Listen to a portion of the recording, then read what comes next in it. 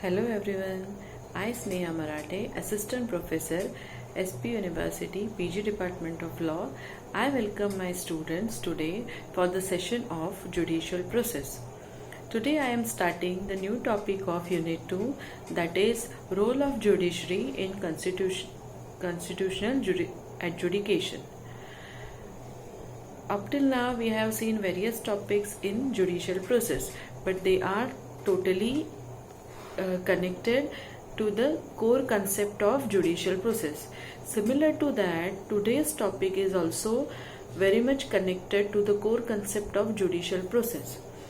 Concept of judicial process includes everything starting with filing of the case and to the coming to the conclusion, thorough process known as judicial process. Similar to that, adjudication. Today's topic is constitutional adjudication. For that, we are studying concept of adjudication first. Adjudication is the legal process by which a judge reviews evidences. He goes through the argumentation of both the parties. He goes through the reasoning set forth by the both litigants, and then come to the conclusion and then determines both parties' rights, their liabilities and their obligation. Now, as we have seen already in concept of judicial process, similar to that, adjudication is also same. So judge have all the responsibility to look into the matter in detail and then come to the decision which party having what type of obligation to each other. Today's topic is constitutional adjudication. Now, when we talk about constitutional adjudication, we know that constitution is our central document of our country. આપણું બંધારણ છે જે આપણે કહીએ છીએ કે જે આપણા દેશનું સૌથી મહત્વનું સુપ્રીમ ઓથોરિટી છે, મહત્વની ઓથોરિટી છે. અને કોન્સ્ટિટ્યુશનલ લૉ એટલે આપણે આપણા બંધારણને અનુસરીને જ એને ફોલો કરીને જ બધા કાયદાઓ ઘડવાના છે અને એનું બધા કાયદાનો ઉપયોગ એને અનુસરીને જ કરવાનો છે. So constitutional adjudication teaches us that it is totally focused based on constitutional law, and it teaches that whatever kind of branch you are working with, whether it is executive, it is legislative, or it is be it the politician, political party, everyone has to follow the constitution. They are abide by constitution. Whether they are having whatever kind of position, they are holding whatever kind of office, but ultimately they are driving their authority through the constitution, and that is why they have to abide by the constitutional law. Basically, constitutional law also keeps in center the concept of judicial review, because judicial review is the basic tool of our democracy, and with the concept and with this concept of judicial review, judiciary is having authority to supervise each and every field and to review each and every actions of each and every field, and that is why everything we can keep under the check, we can keep under the control.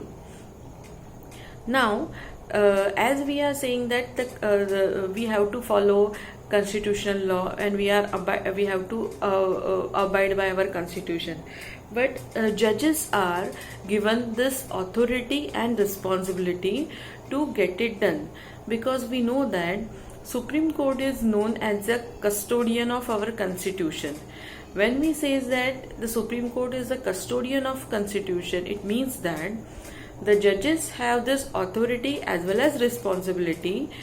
They have to make sure that each and every law has to be under the limitation, under the bracket of constitution. So no any provision, no any rule should override the constitution.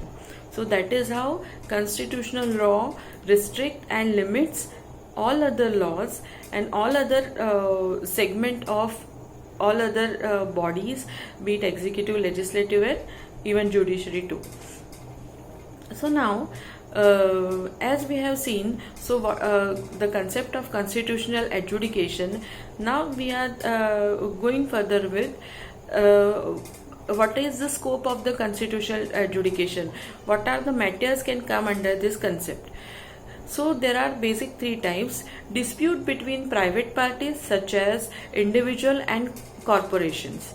Means like any individual person, and if that person is having any dispute with corporations, corporation office or any state office, then that type of dispute can come under the purview of constitutional law. Second type is dispute between private parties and public officials.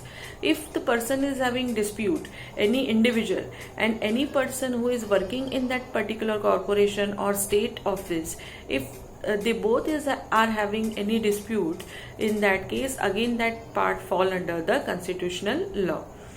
The third, dispute between the public official or the public bodies. The third type is also falls under the purview of constitutional adjudication. Now we can understand this concept easily with the example of claims adjudication. How actually this adjudication follows in practically, that we can understand by this example. The claims adjudication, this term generally is in use in insurance industry. Now, insurance industry refers the process of paying the claims submitted or either denying it after comparing the claims to the benefit or coverage requirement. Now, if as we know in insurance, one is insurance holder and the other is insurer, or that is the insurance company. If insurance holder, if he come across any difficult situation, and then if he applies for the claim, in that case the insurance company, what company do is they collect the application, then they verify that claim with the other suitable things.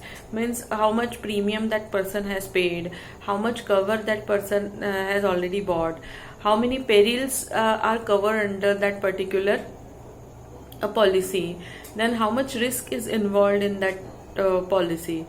After looking into all such matters, what is the tenure has already been passed after buying that policy, and what are the basic terms and conditions of that particular policy. After going through all these things, then the person can verify, and then if the person, the insurance company gets satisfied with all that verification and comparison, then they will give you the compensation, the claimed amount. And if they are not satisfied, then they will repudiate the claim, or they deny the claim. But when they are denying, they have to give the justification, explanation on what terms and condition, and what are the lacunas, what are the loopholes, why they are not giving you the claim money. So all this procedure, whatever I have explained up till now, in this case it is considered as claim adjudication. In generally it is used in insurance industry. So this is similarly, it is the concept of adjudication is applicable everywhere. So how the concept of adjudication and role of judiciary is related? Because as we know, the constitution is the supreme authority for our country, and judges and judiciary has given that authority and responsibility to check whether everyone is following that particular constitution or not, and that is why they are having this authority. So ultimately it becomes their responsibility to get it followed by everyone. They have to make sure that each and every citizen, each and every authority, each and every officer should follow the constitution. So they are responsible for everyone, and they have given this as a responsibility. So how they have to play their role. So a role of judiciary starts with judiciary should interpret the law, particularly constitutional documents and legislation. So whenever how judiciary has to work, whenever any case come to the judges, in that case they have to go through each and every detail of that case. Then they have to compare that case, and they have to match it with the provisions of particular case or particular acts. Also with that, they have to compare that particular case with constitution, and then if they satisfied that if there is any violation of fundamental rights, if there is any violation of basic the rights or duties, in that case they have to give judgment accordingly. So this is how judiciary has the important and basic role in case of constitutional adjudication. Secondly, the law-making role of the judiciary in interpreting the law is sometimes negatively characterized. Many times, as the judges are not only to interpret the law, but many times we have already seen that judges also have to make the laws. That also we call it as judgment laws. When there are lacuna between the laws, when there are written laws are different, but at the time of practical application, if there remains gap, in that case the judge can make the laws to breach the gap. And those kind of laws, when the judges are making those kind of laws, in that case also they have to follow, and they have to make sure that they should not override the fundamental basic structure of our constitution. If they are making any such laws, if they are different from the generally followed law, many times they are also given negatively characterized in the name of judicial activism or in name of judicial lethargy many times. So people are interpreting it differently, but how the judges are doing that, we have to focus upon. The further duty of judges to also to check that any laws, any acts whichever has been passed by the legislature, they should not override, they should not violate any basic principle of constitution. Then we have also in initial lecture we have discussed that in the concept of how judge decide the case. In that lecture we have discussed, Justice Cardozo has very rightly written in his book, whenever any judge is deciding case, he use many concept, like he use philosophy, he use history, means previously decided cases he compare with, then he applies sociology, what are the relationship with the society, how they will impact the particular case or particular person. On the basis of all this different kind of obligations, the judge has to decide the case. This is how we can see that how judiciary plays a role in the constitutional adjudication. Now we will see one or two case laws in which we can make it more confirm. The first case we all know as under the Article 21. As under the Article 21 in Indian Constitution, it reads as, no person shall be deprived of his life or personal liberty except according to procedure established by law. Now, the origin of the word procedure according to law in Article 21, it has seen in case of A.K. Gopalan versus State of Madras in 1950. Now, Gopalan has detained under the preventive detention law.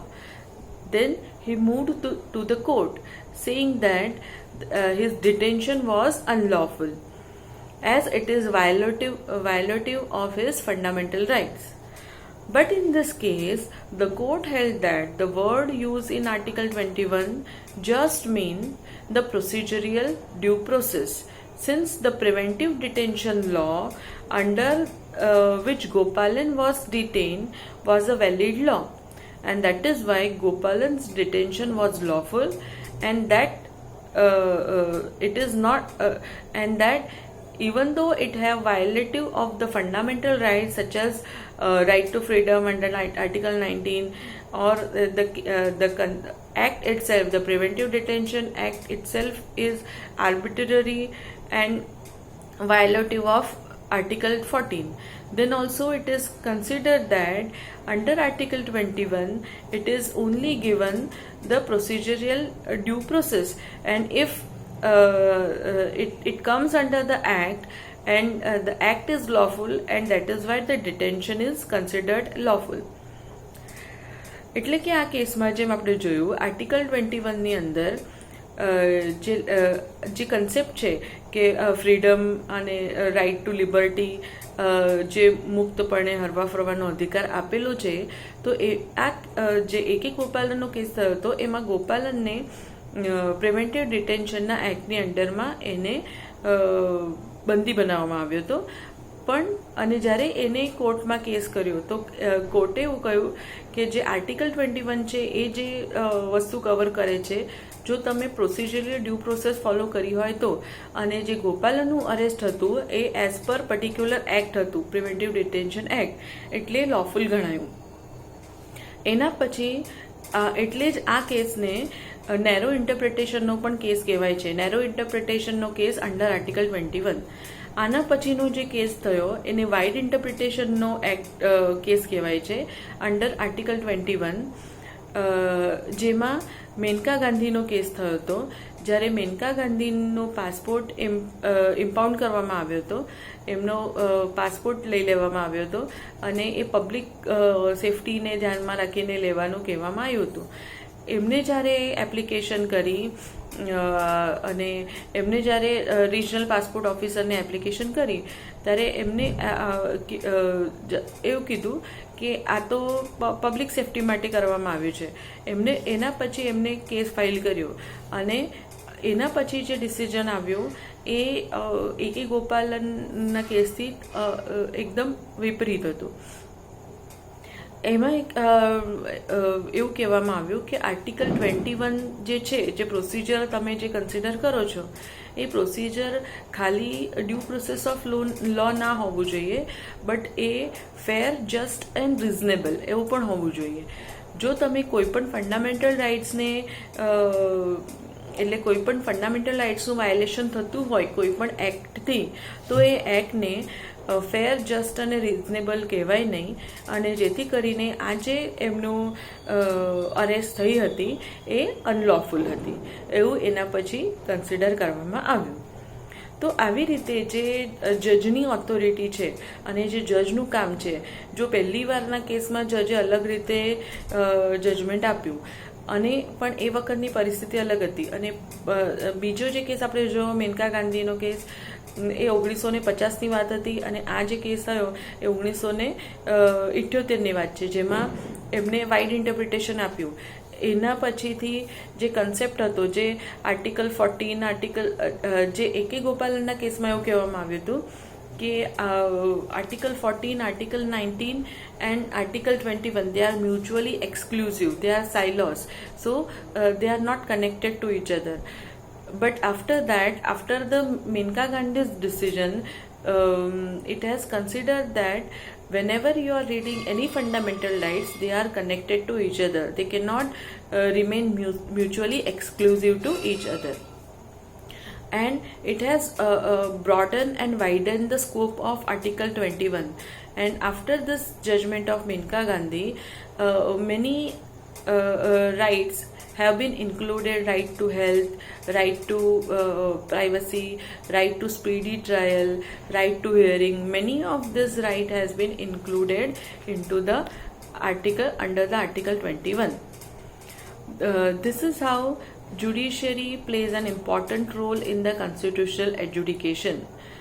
Similar to that, even this we have seen in the Golaknath case, wherein firstly in Golaknath case it has been decided that Article 368 has the procedural code, and that is why Parliament has no authority to amend any fundamental rights, because it has been seen that if the Parliament has given enough freedom to change and amend the fundamental rights, then one day will come there will be no fundamental rights for the welfare of the society, for the welfare of the citizens, and that is why it has decided. But after that, in Keshwanand Bharti's case, we have seen that the Parliament has given right to amend fundamental rights too, but they have to abide and they have to keep the concept of doctrine of basic structure in their mind. And the concept of basic structure should not get changed even after the amendment. So by this, the judiciary has made it sure that the Parliament amendment will not change and curtail any fundamental rights. This is how the judiciary's the role of judiciaries is the important and the major part of the constitutional adjudication.